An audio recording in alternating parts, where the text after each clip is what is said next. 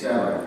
And just a few weeks ago, 400 organizations in the U.S. Signed a letter to the administration urging to address the visa processing and delays and to really get things moving again.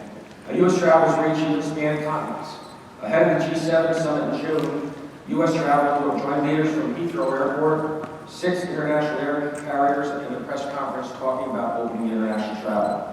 We also made the economic value of inbound travel to the administration because there's so much at stake. This is not only about the travel economy, but it's about the total economy. So much happens, nothing happens when people make a trip, and all the jobs related to that.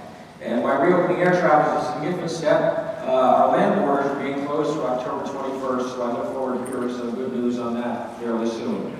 And having those borders closed will cost about $700 million to the U.S. economy. The U.S. travel projects that inbound travel will and definitely will recover. The current rate, economists are saying that it will probably take 4 years to get back in 2019. I personally, and my friend Chris Thompson, do not believe that. We think there's a coiled spring out there, and when this thing starts opening up, it's going to come along faster and bigger than anyone ever thought. We recall that after September 11th, people said no one can get on an international flight again. It'd be too dangerous. Followed by the greatest years of international travel in the world. After the 2008 recession, people said 1/3 of hotels in America would never open again. Followed by the biggest boom in hotel openings and travel in 10 straight years of every month being bigger than the rest. And we'll continue to emphasize that we've got to have the proper health protocols in place to reopen the vaccinated travelers to give confidence to Americans.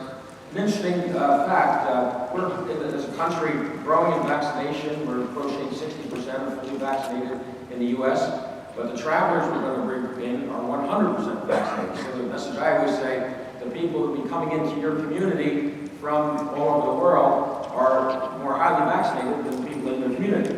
We've got research from the Mayo Clinic that shows the risk of a person getting infected with COVID-19 boarding a flight from the UK to the US is 1 in 10,000.